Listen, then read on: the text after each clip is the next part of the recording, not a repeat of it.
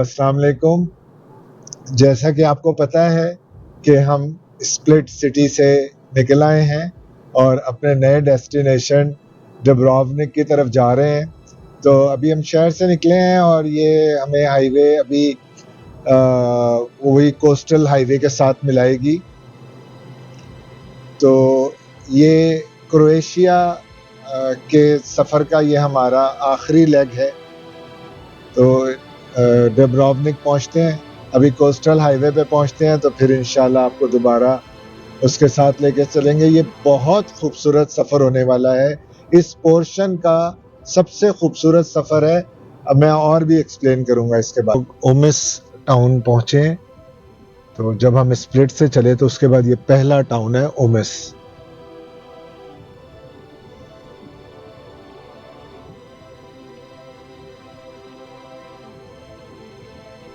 और ये half an hour की ड्राइव के बाद आया है। अभी ऑलमोस्ट 3 आवर्स की हमारी ड्राइव बाकी है टू डुब्रोवनिक, क्योंकि हम लोग इसी जो कोस्टल हाईवे है यहाँ से ही हम जाएंगे, इसलिए। ये ओमिस मैं आपको बता रहा था, जो नेक्स्ट टाउन आया है।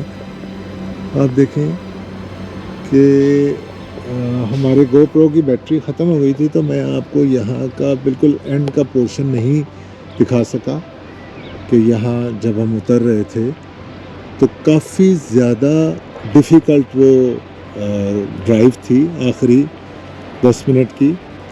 तो इतनी हाइट से हम उतर के ये नीचे आए हैं।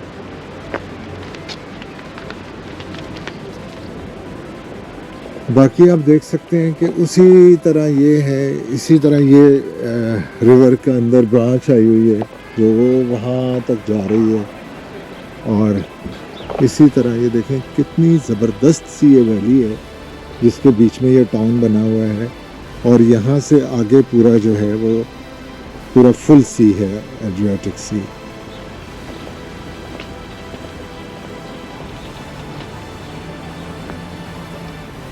तो बस सारे पैसे इन व्यूज़ के हैं।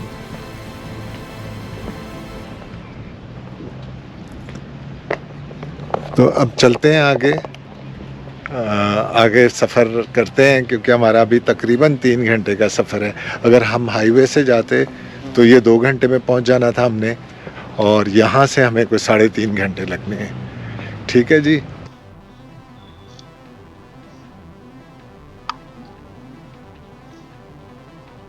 लेकिन ऐसी हाईवेज मैंने देखी है वीडियोस में,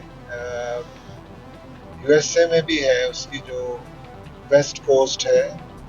रोड इतनी तंग है कि सारा ध्यान गाड़ी चलाने वाले का तो बस रोड की तरफ है। खूबसूरती को देखना, एंजॉय करना थोड़ा मुश्किल हो जाता है। बहुत हाइट पे आ गए हैं पानी के हिसाब से। अब देखें, थोड़ी देर पहले हम सी लेवल पे थे पिछले सिटी पे, तो मेरा ख्याल है लाइक हम 15 किलोमीटर्स आए हैं और हम पता नहीं, ऐसा लग रहा है कि कोई 5 to 7,000 फीट तो होगा। फोकर जो जहाज होता था वो यूजुअली 10-11 हज़ार पे ही जाता था। और फिर अगले टाउन में हम फिर इसी तरह नीचे उतर रहे होंगे, और 10-15 किलोमीटर के बाद।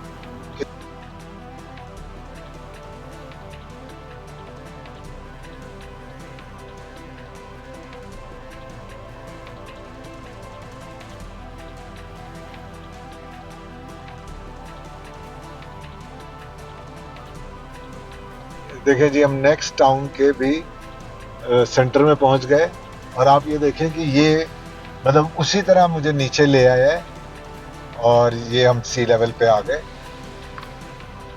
उसी तरह ये यहाँ पर सारा सा खूबसूरत सा ये सेंटर बना हुआ है, इसका हार्बर कह लें आप, जो भी कह लें। और उसी तरह खूबसूरत ये अंदर, हर एक के अंदर आके वो उसी तरह हॉर्स शू की तरह जगह बनी होती है।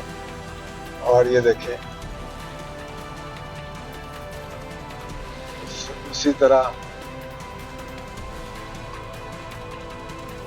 मकार्स का इस टाउन का नाम है, जो मैंने खुद पढ़ा है। आई डोंट नो इसी तरह प्रोनाउंस करते हैं, मकार्स का। माकारस्का। हो सकता है कि लोकल लैंग्वेज में कुछ थोड़ा सा फर्क हो, तो ये देखिए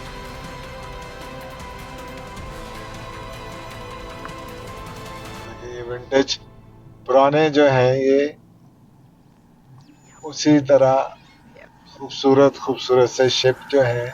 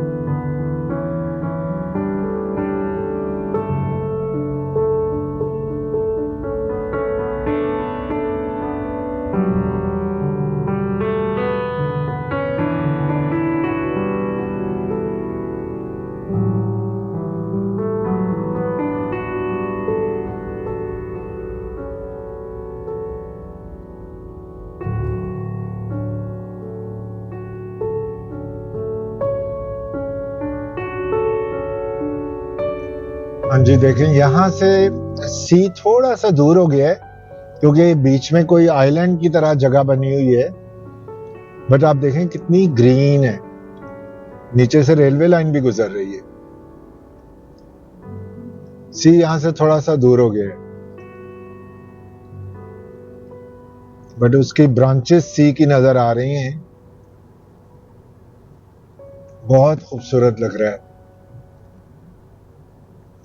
इस पूरे रीजन में बहुत खूबसूरत आइलैंड्स भी हैं, और अभी मैंने आपको एक्सप्लेन करना है कि हमने डुब्रोवनिक पहुंचना कैसे है। वो भी एक फन है जो हमने पहुंचना है। देखें नीचे रेलवे लाइन भी जा रही है। ये पहली दफा मुझे नजर आई है, क्योंकि वो मेरा ख्याल है इतना हिली एरिया होता है कि रेलवे लाइन तो यहां नजर नहीं आती। अब फिर हम बिल्कुल देखें, अभी हम कितना ऊपर थे और अब हम काफी नीचे आ गए।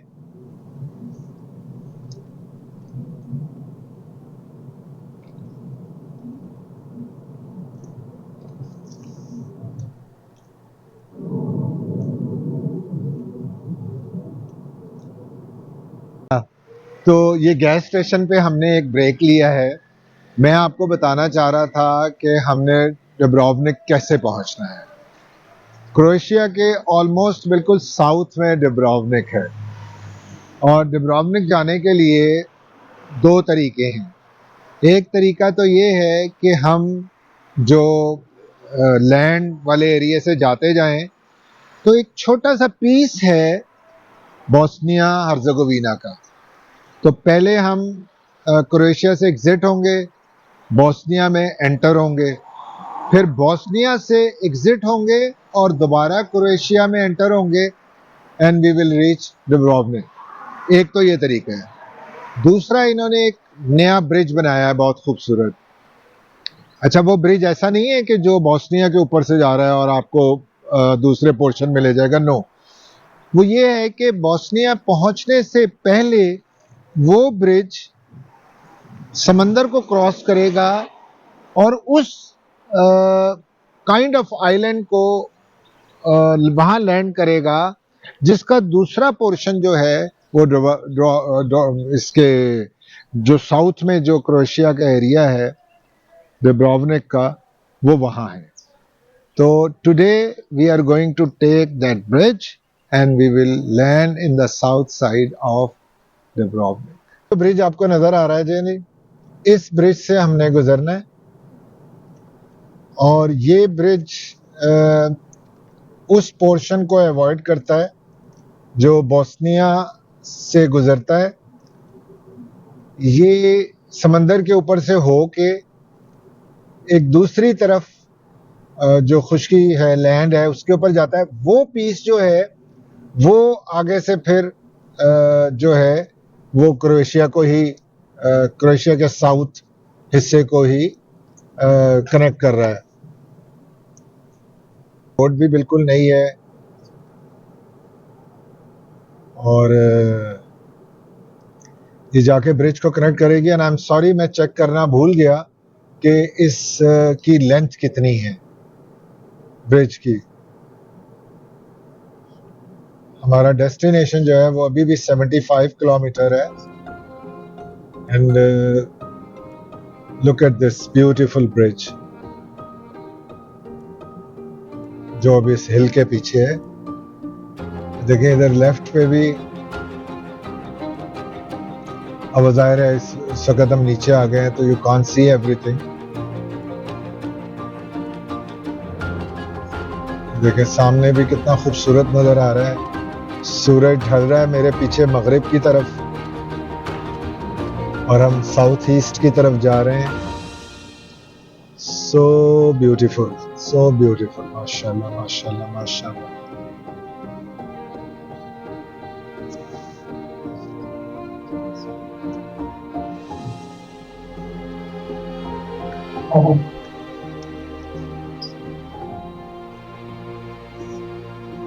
देखिए सामने, मतलब इस वक्त ये सामने सूरज है, यानी राइट साइड पे वेस्ट की तरफ। तो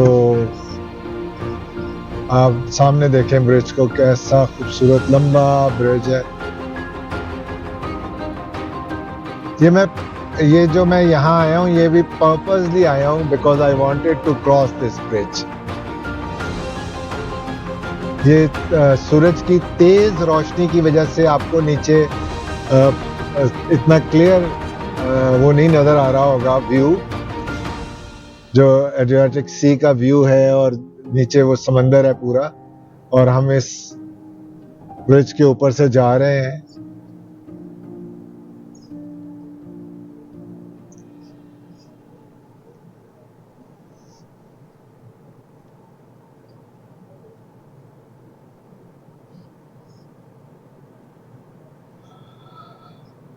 अब देखें बस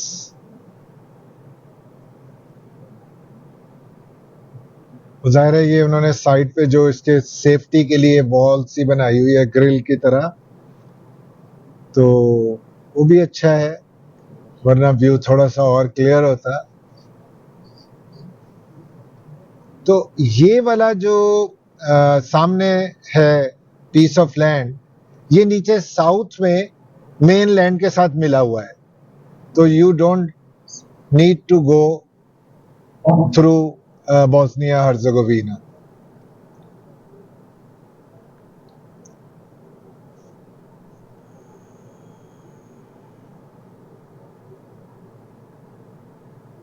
ये है जी, इसमें ये मैंने आपको दिखाना था, तो जाहिर है खुद भी देखना था, और it was very good experience. और ब्रिज है, नॉर्मल सा रेगुलर सा ब्रिज है, बहुत लंबा भी नहीं है, बट हाइट इसकी काफी लग रही है। और वो जो पिछला ब्रिज था जो सी के ऊपर से हम आए थे, ये तो मुझे ऐसे लग रहा है कि स्पेशली वैली को उन्होंने पास किया है। नीचे बारिशों में पानी गुजरता होगा, तो पिछला जो ब्रिज था तो मेरा ख्याल था कि श्योर उस पे टोल टैक्स होगा, लेकिन कोई टोल टैक्स नहीं था और ये इन्होंने नया ब्रिज बनाया है, तो वेल डन क्रोएशिया। अच्छा, दोनों ब्रिज को क्रॉस किया तो उसके बाद एक टनल में हम दाखिल हुए, तो मेरा ख्याल था छोटी सी टनल होगी, किसी एक माउंटेन के नीचे से गुजर रही होगी, लेकिन मेरा ख्याल है कि मैं 5 किलोमीटर तो आ चुका हूँ इस टनल में, ऑलमोस्ट ऐसे ही लग रहा है मुझे तो, और अभी भी चल रही है। GPS signal lost. भी बताए कि कितना बड़ा माउंटेन रेंज है जिसके नीचे से हम गुजर रहे हैं। अब लग रहा है कुछ रोशनी थोड़ी सी बढ़ी है इधर। Yeah now we are close to the exit of the tunnel. It was quite a long tunnel. या तो ये हम सारे उस मतलब हम नई हाईवे से ही गुजर रहे हैं जो कोई 70-75 किलोमीटर ऑल टुगेदर है, ब्रिज को माइनस करके। ब्रिज को लगा लें 80 किलोमीटर लगा लें, तो ये पूरा नया इन्होंने बनाया हुआ है उसको कनेक्ट करने के लिए।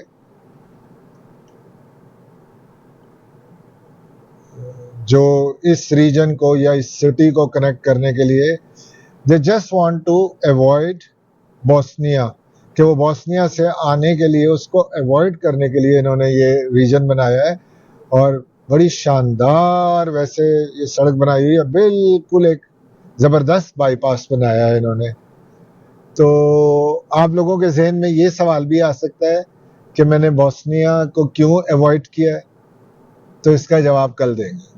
ये हम इस वक्त सलानो के टाउन से गुजर रहे हैं, उसी तरह सड़क नीचे आ गई थी और उसी तरह इन घरों के आगे राइट साइड पे वही सी पोर्ट है, उसी तरह बना हुआ है गोल सा, और हम इसको बस अब यहाँ से गुजरते हुए आगे जा रहे हैं।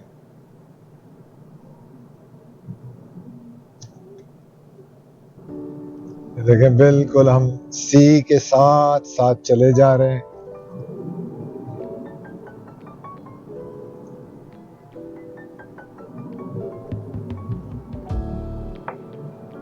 मेरे पीछे देखें कितना खूबसूरत सनसेट होने जा रहा है।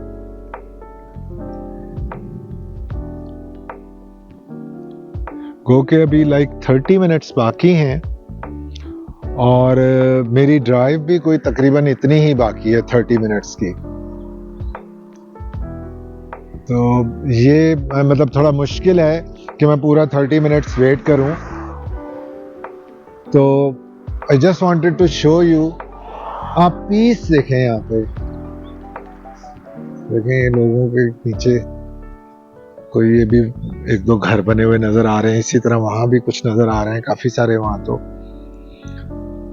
और ये मेरा ख्याल है क्योंकि यहाँ चेन लगी हुई है ना, तो ये जिन लोगों के नीचे घर है ना, ये उनकी पार्किंग है और उन्होंने यहाँ नो पार्किंग का साइन भी लगाया हुआ है। तो ये देखें, तो मैंने प्लेटफॉर्म देखा और मैंने सनसेट का देखा, तो मैंने कहा चलें मैं 1 मिनट रुक के तो आपको ये सारे एक दफा फिर, मतलब स्पॉइल्ड ब्यूटी नहीं है ये, अनस्पॉइल्ड ब्यूटी है। ले जी, हम दोबारा लैंड कर गए। आज की इस फ्लाइट पे तो पता नहीं कितनी दफा हमने लैंड किया और कितनी दफा दोबारा टेक ऑफ किया। ये इसलिए कि आपने टेक ऑफ विद जफर के साथ रहना है। ये ले जी, फिर हम ऐसे लगता है फिर हमने टेक ऑफ कर लिया, हम फिर ऊपर जा रहे हैं। ये देखें, ये देख लें लेवल कितने ऊपर, हम एकदम 1 किलोमीटर में दोबारा ऊपर आ गए। Now we are very close to the city and we can see the first glimpses of the city.